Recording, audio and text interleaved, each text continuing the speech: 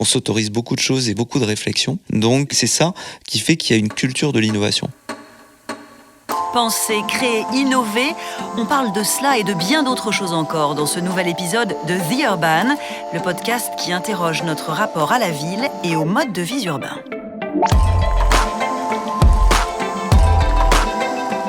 Améliorer la qualité de vie de ses administrés constitue a priori l'objectif d'une collectivité, ce qui implique d'optimiser le service public en tenant compte des nouveaux usages et des nouveaux défis.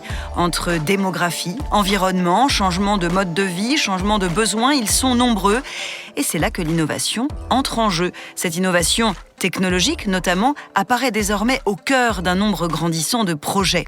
À la fabrique urbaine contribue alors une communauté d'acteurs. Aux collectivités s'ajoutent aussi bien des laboratoires de recherche que des entreprises, quelle que soit leur taille. Et ce regroupement de partenaires fait émerger de nouveaux modèles économiques urbains, de nouveaux modèles de conception, de construction et de gestion également. Des dispositifs que notre invité connaît bien, lui qui a présidé pendant 5 ans l'établissement public Paris-Saclay. Calqué sur le modèle de la Silicon Valley, ce projet scientifique, économique et urbain vise à faire du plateau de Saclay, au sud-ouest de Paris, le premier cluster européen. Aujourd'hui, The Urban reçoit Pierre Weltz, ingénieur, sociologue et économiste français. Il est entre autres ouvrages l'auteur de La société hyper-industrielle, paru aux éditions du Seuil. Pierre Weltz se présente comme un lien entre deux mondes, celui de l'industrie et celui des territoires. Et il prévient, l'innovation, ce ne sont pas que des applications et du numérique. Celles dont les villes ont aussi besoin est sociale et organisationnelle. Collectivités et entreprises peuvent-elles créer ensemble la métropole de demain ? Leur partenariat en faveur de l'innovation est-il un mythe ou une réalité ? Pierre Weltz nous donnera son point de vue dans un instant. Ici, les acteurs du territoire ont une vraie capacité, une vraie facilité à travailler ensemble, ce qui fait que c'est assez facile de se faire ouvrir les bonnes portes pour accélérer son projet. Ici, c'est Nantes, la métropole des possibles et de l'expérimentation qui s'impose comme le lieu où il fait bon vivre, travailler, créer et innover.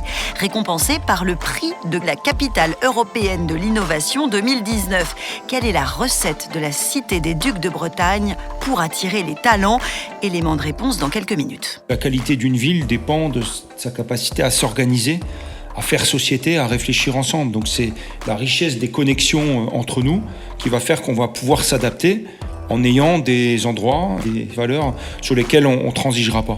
Dans notre rubrique Which Town, nous recevons le géographe Luc Wiesinski. Il milite pour un ancrage de l'approche temporelle au cœur de la pensée urbaine. Bienvenue dans ce nouvel épisode de The Urban.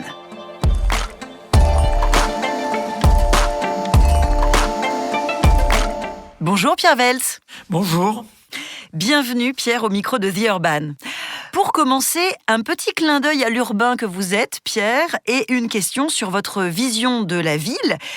Quel est, Pierre, l'objet de votre ville, celui qui la raconte, qui la figure ? Alors, il y en aurait des milliers, mais j'ai choisi un lieu plutôt qu'un objet. D'accord. Et ce lieu, c'est la gare de l'Est. Pourquoi ?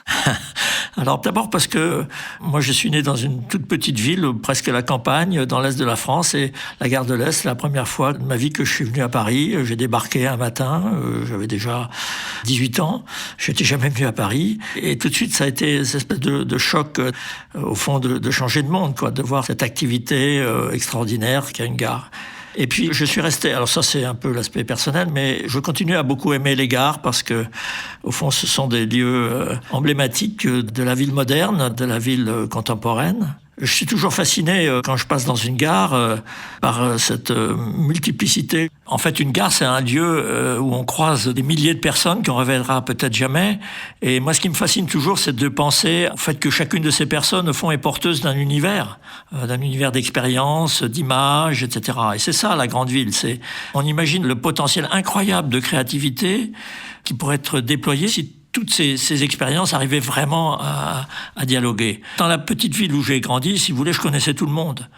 Et donc, quelque part, c'est pas très innovant parce qu'on continue à faire ce qu'on sait déjà faire, quoi. La grande ville, c'est un melting pot extraordinaire qui a encore des réserves, je pense, fantastiques, de croisement de toute cette... Le mot-clé, c'est la diversité, vous voyez. Et ça, on le sent très bien dans une gare. Mais on le sent aussi ailleurs, hein, on le sent aussi ailleurs. Il y a pas que les gares, mais je suis pas un maniaque des gares. Mais je pense que c'est cette diversité d'expériences qui est vraiment le cœur de la dynamique aussi économique de la grande ville. Et les gares, effectivement, c'est ces ouvrages urbains qui sont des terrains d'expérimentation et d'innovation. C'est notre sujet, Pierre Vels. On va voir ensemble comment les collectivités et le secteur privé peuvent œuvrer à dessiner, à mettre en œuvre cette métropole de demain. Est-ce qu'on peut dire qu'aujourd'hui, les collectivités et les entreprises sont déjà des partenaires ? Oui, alors on a connu il y a déjà un certain temps, on connaissait la ville paternaliste, vous voyez, la ville où l'entreprise s'occupait de tout. Alors on a complètement rompu avec ça. Aujourd'hui, les entreprises dans les villes sont plutôt en situation de consommateurs. Elles veulent qu'il y ait des logements pour leurs salariés, que les transports fonctionnent, que les services urbains fonctionnent, et en général, c'est le cas.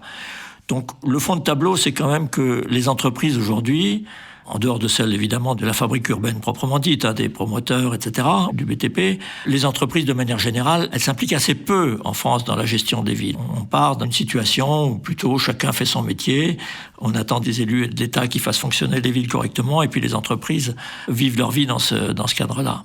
Après, il y a aussi un mindset à éventuellement renverser parce que finalement, les urbains, les collectivités, sont-elles prêtes à accepter que le privé intervienne davantage ? Il y a vraiment un état d'esprit assez fort en France de dire ce qui est public doit rester public et c'est au public d'assurer ces services-là finalement. Oui, c'est sûr, c'est un peu chacun son métier. L'entreprise, moi, je suis là pour développer mes activités et puis à la ville de me fournir les services nécessaires. Je prends souvent la comparaison entre Paris et Londres. C'est assez différent à Londres, par exemple. Vous avez les business à Londres, alors c'est beaucoup la finance, évidemment, et très impliqué dans la gouvernance, on va dire, de la métropole londonienne. À Paris, c'est pas vraiment le cas. Les grandes entreprises sont pas vraiment impliquées. J'ai participé à l'aventure de la création du Grand Paris aux côtés de Christian Blanc. On avait des relations avec les entreprises dont la base productive est Paris, mais elles ne sont pas très très impliquées. Mais les choses peuvent être en train de changer. D'évoluer. À Londres, qu'est-ce qui se passe en fait ? Pourquoi est-ce que ça fonctionne mieux ? Qu'est-ce qui est mis en place ? Qu'est-ce qui est plus simple, plus fluide ? Mais vous savez, je pense que ça remonte très loin dans l'histoire. Les marchands londoniens ont toujours été une puissance très forte qui d'ailleurs négociait avec la royauté. Vous avez ça chez Shakespeare, par exemple. Et donc, il y a cette culture de l'implication du privé. Le business londonien considère la ville comme son outil. C'est un outil de travail, un outil de projection dans le monde, voilà. À Paris, c'est pas tout à fait le cas. Mais encore une fois, je pense que les choses sont en train de changer et que les entreprises aujourd'hui commencent à s'intéresser de plus près aux collectivités. Est-ce que vous avez des exemples ? Qu'est-ce qu'on peut constater comme évolution ? Alors, par exemple, on voit l'émergence de ce qu'on appelle aujourd'hui les campus d'entreprise. Un exemple auquel je pense, c'est celui de Sanofi qui a fait grande opération. Il y a 3000 salariés à Gentilly. Alors, au lieu d'avoir simplement une opération de bureau classique, vous voyez, où les gens sont là, dans la ville, après tout, puis on commence à être un peu sur ce modèle californien, d'ailleurs, de campus, où on offre aussi aux salariés des services. Ils peuvent faire un minimum de courses. Enfin, vous voyez, il y a des gyms, évidemment, il y a des crèches, des choses comme ça. Ça, c'est relativement nouveau. Et puis, il y a un partenariat, il y a des formes de partenariat avec la ville. On va, par exemple, acheter local pour un certain nombre de fournitures, etc. Donc ça, c'est un premier modèle. Une autre évolution importante dans la continuité de ce qu'on est en train de vivre en ce moment, c'est quand même l'émergence massive du télétravail. On va vers des modèles hybrides, en fait, où on va travailler chez soi une bonne partie du temps, enfin pour ceux qui le pourront, et puis on travaillera aussi dans des lieux d'entreprise. Alors ça change quand même le rapport de l'entreprise à la ville, parce que au fond, elle rentre au domicile des gens, elle rentre dans leur vie résidentielle, j'allais dire, voilà. Et donc, il faut qu'ils s'intéressent aussi, donc l'entreprise doit s'intéresser à la façon dont les gens organisent leur temps et leur espace. Je pense qu'on va aller vers des modèles de type hub and spokes, là, avec des lieux centraux qui seront les lieux de l'entreprise, et puis peut-être des lieux distribués, vous voyez, plus proches de la résidence, et donc plus proche aussi de la vie quotidienne, du fonctionnement de la vie quotidienne des gens, qui vont être distribués dans la ville sous forme de tiers-lieux ou de sites déportés pour le fonctionnement de l'entreprise. Ça peut changer beaucoup de choses. Vous avez parlé de ces évolutions. Vous-même, vous avez été au cœur d'un projet extrêmement ambitieux, le projet Paris-Saclay, qui est allé très loin, puisque vous avez été donc PDG de l'établissement public Paris-Saclay pendant 5 ans. Paris-Saclay, je le disais en introduction, c'est vraiment un complexe industrialo-universitaire. Quel modèle de partenariat privé-public est-ce que vous avez finalement construit, auquel vous avez donné naissance et que vous avez aussi plébiscité? Oui, alors d'abord, Saclay, c'est pas moi, c'est un projet collectif qui impliquait énormément de gens. Mais il faut quand même le dire. D'ailleurs, ça marcherait pas si c'était pas collectif. Il faut un projet comme ça ne se fait que s'il y a un consensus et si tout le monde tire la charrue dans le même sens. Saclay, vous l'avez dit, c'est effectivement une concentration extraordinaire d'activités, de recherche, d'enseignement supérieur, mais aussi d'activités économiques. C'est 15% de la recherche publique française, mais aussi 15% de la recherche privée française. Et c'est vrai que, historiquement, ces différentes activités communiquaient relativement peu, quoi. On a un peu en France cette vieille méfiance entre le monde académique et le monde de l'entreprise, mais qui est en train de s'effacer. En tout cas, les choses changent à toute vitesse. Saclay, c'est un projet qui mêle du développement économique, de l'innovation technologique, de l'enseignement supérieur, mais aussi de la vie, de l'activité tout court. On essaie de créer une petite ville, des petits bouts de ville, de façon à ce que les gens s'y sentent bien et puissent y vivre confortablement. Comment est-ce que vous avez conçu ce projet autour de laboratoires de recherche et d'une coopération avec des entreprises installées ou qui s'installent sur le territoire? Comment est-ce que tout ça s'est bâti et comment est-ce que tout ça fonctionne aujourd'hui? La chose principale, c'est l'adhésion à un projet. C'est-à-dire que les entreprises ont assez vite adhéré à ce projet parce qu'elles sont plongées dans un univers international. Je parle de grandes entreprises là qui ont leur centre de recherche sur le plateau de Saclay. Et donc, elles ont très vite compris le projet. Ce que je voulais dire, moi, sur Saclay, ça montre 2 choses qui, pour moi, sont très importantes. D'abord, l'importance des lieux. On nous a beaucoup dit, mais votre projet, il est ringard parce que à l'âge de l'Internet, on n'a pas besoin de se réunir physiquement. Ça sert d'avoir un pôle comme ça, avec de l'immobilier, des choses en dur, qui coûtent quand même assez cher, un métro pour desservir, alors que les chercheurs, aujourd'hui, peuvent travailler à distance sur l'Internet. Alors ça, c'est un point très important parce que ça renvoie à la question de qu'est-ce que c'est que la ville. Parce que la réalité, c'est que l'Internet, ça marche bien quand vous êtes dans des domaines particuliers. Vous voyez bien, sur l'Internet, ça semble qu'ils se ressemblent. C'est des petits mondes. Et c'est la même chose dans la science, c'est la même chose dans l'économie. Finalement, les chercheurs qui sont spécialistes du papillon, machin truc, de Nouvelle-Guinée, ils n'ont pas besoin de campus pour discuter avec leurs confrères dans les mêmes disciplines. Par contre, là, on a besoin de se rassembler, c'est quand il s'agit d'innover, de transgresser ses frontières, de sortir des petits mondes. Ça me ramène un peu à ma gare de l'Est de tout à l'heure, vous voyez, c'est la même idée. Et puis l'autre chose que je voulais dire sur Saclay, c'est le caractère international et mondial de l'enjeu. On est toujours un peu franco-français dans nos approches. Et il faut bien comprendre que la compétition aujourd'hui sur l'innovation, sur la technologie, sur beaucoup de choses, elle est mondialisée. Alors personne ne sait que Paris est la ville du monde où il y a le plus de chercheurs universitaires, parce que nos forces étaient terriblement fragmentées, vous voyez. Et que Paris, d'ailleurs, historiquement, est une pôle universitaire de premier plan. Quand on voit aujourd'hui à l'échelle mondiale des pôles comme, tout le monde a entendu parler de Stanford dans la Silicon Valley, du MIT ou de Harvard à Boston, de Londres, de Cambridge et d'Oxford à proximité de Londres, ces lieux jouent un rôle absolument déterminant, essentiel dans la dynamique technologique, économique et aussi sociale et culturelle de leurs pays respectifs. En France, on n'avait pas ça parce que nos forces sont terriblement dispersées. Donc, l'enjeu de Saclay, c'est aussi de faire revenir la France sur la carte mondiale de ces grands pôles. Et c'est déjà, Pierre, une réussite et une reconnaissance au niveau mondial avec la réussite de l'Université Paris-Saclay, qui est première université française à entrer au classement de référence de Shanghai en 2020, classée tout de même première en mathématiques, 9e en physique. Et 14e au classement général. Mais c'est un symbole et c'est important qu'il y ait cette reconnaissance de la place de Paris qui, encore une fois, nos activités sont tellement dispersées que personne ne les voyait vraiment. Et même pour les gens qui sont dans le système, c'est une marque de reconnaissance formidable et ils prennent conscience aussi de leur propre force. Pierre, on part maintenant gare Montparnasse, si vous voulez bien, puisque je vous propose un aller simple pour Nantes. Depuis déjà 10 ans, Nantes attire les jeunes cadres et de plus en plus les entreprises. Doctolib, par exemple, qui va s'y installer et qui prévoit de recruter 500 personnes sur 3 ans. Un exemple typique, car ce sont les entreprises du numérique qui sont particulièrement les bienvenues dans la Cité des Ducs de Bretagne, start-up ou grands groupes. Des événements comme la Nantes Digital Week ou le Web Today permettent de mesurer le dynamisme de la ville dans ce secteur. En 2019, Nantes a vu ses efforts récompensés par le titre donc de capitale européenne de l'innovation. Une reconnaissance et puis aussi un chèque d'1 million d'euros pour les nombreux projets en cours accompagnés par le Nantes City Lab. Reportage sur place signé Florence Saal.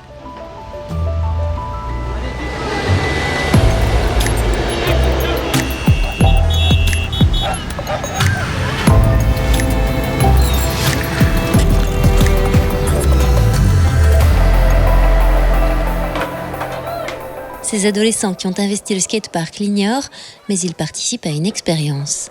Depuis 2019, un système d'éclairage connecté est installé ici, mis en place par un industriel, Bouygues, la métropole de Nantes et un chercheur en études urbaines nocturnes. C'est la marque de fabrique des projets nantais, associer des partenaires de tout type, rester en permanence en lien avec les habitants et les utilisateurs et surtout permettre de tester au plus tôt les solutions grandeur nature. Adrien Pogetti, directeur de la cantine du numérique, l'incubateur à l'origine de la Nantes Digital Week. De façon assez spontanée, ce qu'on observe, parce qu'effectivement, le numérique il se structure dans toutes les grandes métropoles françaises. Il se passe autant de choses à Nantes qu'à Lyon, qu'à Marseille, qu'à Bordeaux.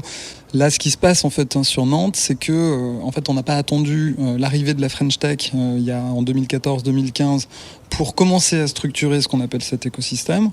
Et le deuxième truc, je pense que c'est une question d'ADN et d'état d'esprit en fait, notamment des habitants et du tissu entrepreneurial. C'est que c'est vrai qu'en fait ici, les acteurs du territoire ont une vraie capacité, une vraie facilité à travailler ensemble et que ce soit les nouveaux arrivants ou les entrepreneurs qui étaient déjà là, à ouvrir leurs portes relativement facilement. Ce qui fait que globalement, tout le monde se connaît, c'est assez facile de trouver les bons contacts en fait, et d'aller peut-être un peu plus vite en fait, qu'ailleurs et de se faire ouvrir les bonnes portes pour pouvoir en fait, accélérer son projet. C'est ce qu'a vécu Vincent Bouteloup du groupe Lacroix lorsqu'il a piloté l'expérience de navette autonome. Ce minibus 100% électrique et sans chauffeur a pu rouler quelques semaines au milieu des voitures, grâce notamment aux équipements de signalisation connectés de l'industriel nantais. Le City Lab a vraiment un rôle de facilitateur. Il va nous permettre de trouver les bons interlocuteurs, d'avoir les bons moyens. C'est-à-dire, par exemple, sur le projet, on a eu besoin d'aller sur le territoire du port maritime. Il a fallu mettre en place des modifications d'infrastructures. Il y a un feu de signalisation tricolore, du balisage. Il y a eu des travaux qui ont été réalisés qui ont permis de mettre en place cette expérimentation. Ça, c'est le Nantes City Lab qui nous a permis d'ouvrir toutes ces portes et de lancer toutes ces expérimentations. Parmi les partenaires et membres fondateurs du Nantes City Lab, des universités et des écoles, comme l'école du design de Nantes. Pour Florent Orsoni, directeur du City Design Lab, cette capacité d'innovation tient pour beaucoup à la stratégie de la métropole. Il y a quand même une flexibilité incroyable de la part des services de Nantes Métropole, c'est-à-dire que vous pouvez faire beaucoup de choses et qu'on s'autorise beaucoup de choses et qu'on s'autorise beaucoup de réflexions. Donc voilà, c'est ça qui fait qu'il y a une culture de l'innovation. C'est ce qui a attiré Frédéric et sa famille il y a quelques années déjà. C'est une ville qui a toujours été très attrayante. On est là depuis à peu près 7 ou 8 ans avec ma femme. On vient de Londres, donc on avait envie d'être dans une grande ville, un endroit qui bouge. Et Nantes a vachement évolué ces dernières années. Tout ce qui est Internet, là il y a vraiment de l'essor ici. Ça nous plaît pas mal en fait.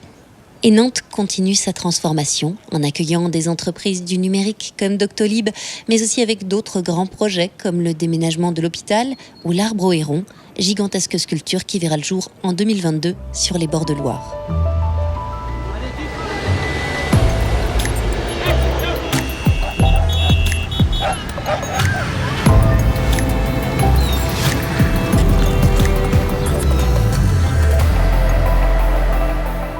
Alors votre réaction, Pierre Velt, Nantes est-elle un rôle modèle de la fabrique urbaine à vos yeux ? Oui, mais comme l'a dit l'une des personnes interviewées, ça se passe aussi dans d'autres villes. Les success stories françaises, au fond, de ces dernières décennies, ce sont un certain nombre de grandes métropoles de province qui ont vraiment décollé et qui sont devenues des attracteurs pour les gens, pour les activités tout à fait impressionnants. Alors, on retrouve les mots-clés, c'est-à-dire coopération. Et c'est vrai que la coopération est peut-être plus facile dans des métropoles de taille intermédiaire comme Nantes qu'à Paris, où il y a parfois trop d'acteurs. Et puis le mot de diversité, c'est les exemples que vous donnez. On voit bien que ce qui crée la nouveauté, c'est quand vous avez des gens de profils différents qui se mettent ensemble. Nantes a eu aussi des politiques dans d'autres domaines, le domaine artistique avec le travail de Jean Blaise pour le utile, il y a la journée musicale, etc. Donc c'est aussi une dynamique globale. Et puis un dernier point, c'est que on voit que les villes qui marchent aujourd'hui aussi sont les villes qui sont attirantes pour les gens. C'est-à-dire, on a tendance à considérer que ce qui est important, c'est les décisions des entreprises. Les gens vont aller là où les entreprises décident d'aller. En réalité, on est dans un monde où les entreprises vont aller là où les gens ont envie de vivre. Et ça, c'est un basculement très important. Et peut-être plus encore à la sortie de cette pandémie dont on n'est pas tout à fait encore effectivement sorti, mais en tout cas, c'est une dynamique qui va certainement s'accentuer. Sur cette question de dynamique, est-ce qu'il se dessine un équilibre réel sur le territoire en France par rapport à ces métropoles, à ces villes innovantes? Est-ce qu'on peut dire qu'on est sur une approche qui est équilibrée? On aime bien en France opposer les choses. Donc on a beaucoup opposé les métropoles et les non-métropoles. On a opposé les villes moyennes aux métropoles. On a opposé les métropoles de province à Paris. En réalité, moi, je pense qu'il y a des grandes complémentarités. Moi, je pense qu'on n'explore pas suffisamment les complémentarités. Je vous donne un exemple. Avec le TGV, a complètement transformé la France, par exemple. Moi, je parle même maintenant... Je dis qu'au fond, d'une certaine façon, la France fonctionne comme une espèce de métropole unique. Quand vous pouvez faire l'aller-retour à Nantes, ou à Bordeaux, ou à Lyon, ou à Lille, ou à Strasbourg dans la demi-journée depuis Paris, eh bien, au fond, c'est pas tellement plus loin que d'aller à Saclay, pour reprendre l'exemple de tout à l'heure. Et donc, moi, je pense que je défends cette idée, au fond. Michel Serres avait dit quelque chose d'équivalent. Une espèce de France, finalement, qui est très synergique d'une métropole française unique en réseau, en constitution. La France a la dimension d'une grande agglomération chinoise. Les Chinois sont en train de restructurer tout leur système urbain autour de clusters de villes qui sont de l'ordre de 50 à 60 millions d'habitants. Et ben voilà, la France, c'est comme ça, sauf que c'est plus agréable, je pense, de vivre et de travailler en France que dans la rivière des Perles. Pourquoi est-ce toujours difficile, en France, pour les acteurs du numérique de s'implanter? Qu'est-ce qui freine ce développement? Je ne pense pas que ce soit si difficile. Vous voyez, l'exemple de Nantes montre qu'il peut y avoir des petits écosystèmes locaux dans le numérique qui se créent parce qu'il y a des étudiants qui sortent des universités, des écoles et qui ont envie de monter leur entreprise. Ça, c'est quand même un changement tout à fait majeur qu'on a observé également à Saclay. Le problème, c'est que ces écosystèmes sont souvent un peu trop petits et donc il faut qu'ils soient connectés les uns aux autres. Alors, je voulais dire aussi sur les villes moyennes, parce que là, je parlais à l'instant des métropoles en réseau, là, qui forment un peu ce système français, moi je trouve assez unique parce qu'on a à la fois une ville mondiale et puis que les Allemands n'ont pas, par exemple, et puis en même temps des métropoles régionales où il fait bon vivre. Mais je pense que les villes moyennes aussi ont leur chance. On a beaucoup dit les villes moyennes sont en train de dépérir. C'est pas vrai. Il y a des villes moyennes qui se portent très bien, il y en a d'autres qui se portent moins bien. En fait, quand on regarde quel est le moteur du développement, il y a des études économétriques très précises qui ont été faites là-dessus. On cherche quelles sont les variables qui expliquent pourquoi un territoire se développe alors que d'autres territoires stagnent ou régressent. Eh bien, on voit que les explications, elles sont sociologiques, elles sont historiques, beaucoup plus qu'économiques au sens strict du terme. Ce qui fait le développement, c'est la capacité de coopération des sociétés locales. C'est un mot qu'a employé votre interlocuteur nantais tout à l'heure. Bizarrement, je pense que l'Ouest de la France est, de ce point de vue-là, très coopératif. Et c'est aussi la capacité de leadership, c'est la capacité de créer des projets. Moi, je dis souvent, c'est pas les territoires qui font les projets, c'est les projets qui font les territoires. Et à Nantes, vous avez eu du leadership, vous avez eu chez les élus, on ne va pas citer les noms, tout le monde les connaît. Voilà, c'est le cas aussi d'un certain nombre d'autres villes. Et c'est le cas de beaucoup de villes moyennes. Vous avez dans l'Ouest des petites villes moyennes qui marchent très très bien. Alors elles sont souvent un peu percutées aujourd'hui par la crise du Covid. Mais à mon avis, c'est vraiment, on peut appeler ça aussi le capital social. C'est ça qui fait la base du développement, plus que les ressources un peu passives, vous voyez, les économistes aiment bien lister.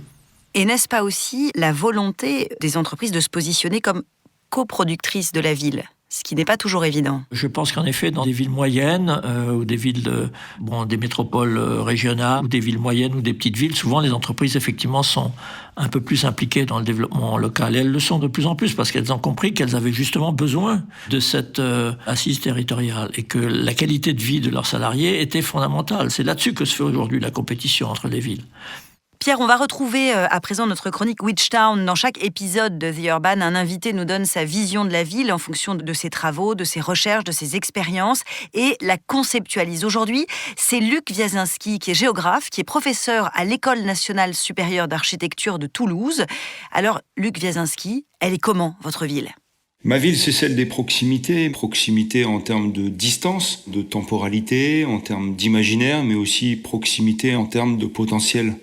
Je crois que l'idée centrale, c'est de remettre le citoyen au cœur de la production de la ville et de faire en sorte qu'il puisse avoir le sentiment, mais aussi la possibilité de participer à la production et à la gestion de la ville. La proximité, ça demande de prendre en compte un certain nombre d'éléments. D'abord, ça demande de réfléchir la ville en termes d'usage, de pratique de celles et ceux qui la vivent au quotidien et qui la produisent. La deuxième chose, c'est la question du temps, c'est-à-dire prendre en compte les heures de la journée, de la nuit, les jours, les semaines, les saisons, prendre en compte le fait qu'une ville, c'est des rythmes. Et donc, ma ville et celle des proximités, c'est une ville qui laisse des vides, des espaces, des temps qui rendent des choses possibles. C'est ce que j'appelle la ville malléable. Si on veut pas que la ville s'élève, si on veut pas qu'elle s'étale, si on veut pas qu'elle s'enterre, alors il faut réfléchir à cette malléabilité, à ces nouvelles proximités, donc mettre en place des services de proximité sur des pôles dans tous les quartiers de la ville. Et cette proximité, cette intensité urbaine, il faut la penser dans la polyvalence. Donc quand on construit un bâtiment, il faut dire à l'architecte ou à l'urbaniste, moi je veux qu'il y ait une rotation des activités, et faire en sorte que des bâtiments qui existent, des quartiers qui existent, puissent multiplier les fonctions au cours de la journée, au cours de la semaine, au cours de l'année. Pierre Vels, comment est-ce que cette ville malléable, cette ville des proximités que décrit Luc Wiasinski est en adéquation avec une vision de la ville que vous avez, vous aussi, qui est le retour vers une ville productive? Qu'est-ce que vous retrouvez comme élément? Oui, alors je suis d'accord en grande partie avec ce que vient de dire Luc Wiasinski, mais je mettrai un petit bémol quand même sur l'éloge de la proximité. Bien sûr, on cherche la proximité. Vous avez peut-être noté que dans les dernières élections municipales, on a énormément parlé de l'esprit village partout. Bon, les gens, je pense, ont envie de retrouver une vie un peu plus calme, ne pas être tiraillés dans des migrations quotidiennes interminables, etc. Mais en même temps, je mettrai un petit bémol parce que pour moi, la ville, c'est aussi la diversité. La ville, c'est pas une somme de villages. On parle aussi de la ville du quart d'heure aujourd'hui. Bien sûr, c'est bien d'avoir le plus possible de services à proximité et d'avoir des vies un peu moins agitées, un peu moins tiraillées. Mais en même temps, la ville, je répète, c'est quand même fondamentalement la diversité et les opportunités. La différence entre une grande ville et une toute petite ville, c'est que vous avez accès à un marché du travail, un marché des services, un marché de la culture qui est quand même beaucoup plus vaste et donc davantage d'opportunités. La ville, ce sont des opportunités. Il y a parfois un petit côté repli dans cette idée de la ville de l'ultra-proximité. Bon, pour le reste, je suis d'accord, la question des rites est fondamentale. La question on gère pas assez le temps des villes, mais à un moment donné, on avait pensé créer des bureaux des temps, ça n'a pas vraiment marché, mais la question d'ouverture des services, tout ça est évidemment extrêmement important. Et alors la diversité des activités, retrouver des activités diverses dans la ville, ça c'est très très très important, mais on va peut-être en reparler. Pourquoi est-ce que c'est important? Aujourd'hui, parce que dans les centres-villes, on consomme, on vit, mais il n'y a plus d'artisans non plus, c'est ça? Oui, vous savez, on est les héritiers de ce grand mouvement d'urbanisme qui a maintenant la première décennie du siècle dernier, qui est la charte d'Athènes. Là, il faut séparer les fonctions, souvent pour de bonnes raisons, parce que la ville ancienne mêlait des activités, parfois qui étaient très polluantes. On avait dans les cœurs de ville des activités qu'on ne supporterait plus aujourd'hui. L'industrie était polluante, etc. Donc on est arrivé à cette situation qu'on connaît bien, de grands zonages où on a des zones complètement résidentielles, souvent dortoirs, des zones de bureaux, des zones d'usines, etc. Il faut qu'on arrive à retrouver une ville plus mêlée, plus diverse, pour de multiples raisons. Et en particulier, moi, je pense qu'il est important de repenser l'idée de la production dans la ville. Parce qu'au fond, la ville est devenue un pur lieu de consommation, souvent, et on a sorti complètement tout ce qui était production matérielle. Je pense que c'est très important. Alors on voit un peu une amorce de ça, souvent avec des tiers-lieux, c'est un peu alternatif, mais ça pourrait être plus important que ça. Et dans ce sens, comment est-ce que ce modèle pourrait s'appliquer à des métropoles versus des villes de plus petite taille ou des villes de taille moyenne? Est-ce que cette production, elle peut s'appliquer à toutes les tailles de villes? pour pouvoir les faire fonctionner, ou est-ce que seules finalement les métropoles aujourd'hui semblent en capacité d'avancer? Non, pas du tout. Je pense que, prenons l'artisanat par exemple. L'artisanat, c'est quand même quelque chose qui faisait vivre aussi nos villes, nos centres-villes, pour des raisons souvent immobilières et foncières, de coût du foncier. Les artisans sont rejetés de plus en plus loin dans des zones de périphérie. Et je ne pense pas que ce soit lié à la taille des villes, mais je pense qu'il faut qu'on retrouve des villes plus diverses. Les villes du passé étaient beaucoup plus diverses. Il y avait plus de vie, d'une certaine façon, dans les villes. Il y avait toute l'animation urbaine qui était aussi quand même autour de la production matérielle. On trouve encore ça parfois en Italie, des petits ateliers de réparation, des choses comme ça. Alors, ça revient un peu par le vélo, par exemple. Mais je pense qu'il y a vraiment un chemin à faire. Et je pense qu'il ne faut pas seulement penser au zonage, il faut penser aussi aux objets immobiliers. Alors ça, c'est un point auquel je tiens beaucoup. On a aujourd'hui des objets qui sont terriblement formatés. C'est-à-dire qu'un immeuble de logement, c'est très difficile d'y faire autre chose que du logement. À la fois parce que l'industrie immobilière peut-être manque un peu d'imagination, mais aussi parce qu'il y a toutes sortes de règlements qui font que c'est très difficile d'avoir des immeubles multifonctionnels, comme le demandait Luc. Par exemple, il faut considérer un immeuble plutôt comme une ressource pour la ville. Prenons l'exemple du télétravail. La vraie difficulté, c'est que quand vous devez télétravailler dans un logement, les logements sont de plus en plus petits, avec les enfants autour de vous, la femme de ménage éventuellement, ça devient très compliqué. Pourquoi est-ce qu'on n'a pas dans les immeubles systématiquement des lieux collectifs où on pourrait avoir un certain nombre d'activités pour aller. On n'a pas obligé même de faire forcément des tiers-lieux spécifiques. C'est un exemple parmi d'autres. Il y aurait énormément de choses à faire pour sortir de cette vision très monofonctionnelle toujours de nos lieux urbains. Je pense que l'avenir est à la déspécialisation. Avoir des lieux plus à la fois urbains et immobiliers, beaucoup plus multifonctionnels. Mais ça demande un gros travail sur les réglementations incendies, toutes ces choses qui paraissent triviales mais qui sont très structurantes.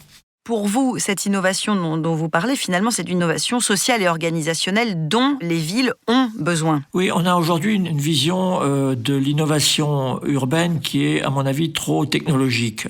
Le numérique, c'est évidemment un changement majeur parce que ça permet de capter des quantités de données, de transformer les services existants, de les améliorer, de créer de nouveaux services. Vous voyez déjà comment Uber, Airbnb, puis aujourd'hui tous les grands du numérique sont positionnés sur la ville. Bien sûr, c'est très positif, mais il faut faire attention au fait que les vraies innovations, elles sont plutôt sociales et organisationnelles. Je pense que ce mythe d'une ville entièrement numérisée, qui d'une certaine façon fonctionnerait un peu toute seule, il est quand même assez dangereux. Parce que la ville, c'est pas ça. La ville, ça fonctionne pas comme un avion, comme un gros objet technique. La ville, c'est des gens, Et ce qui disparaît aussi un peu dans cette vision trop technologique de la Smart City, c'est au fond le fait que la ville, c'est aussi politique au sens où il s'agit de savoir un peu quels sont pas seulement participer, mais aussi réfléchir ensemble sur quel type de vie on veut.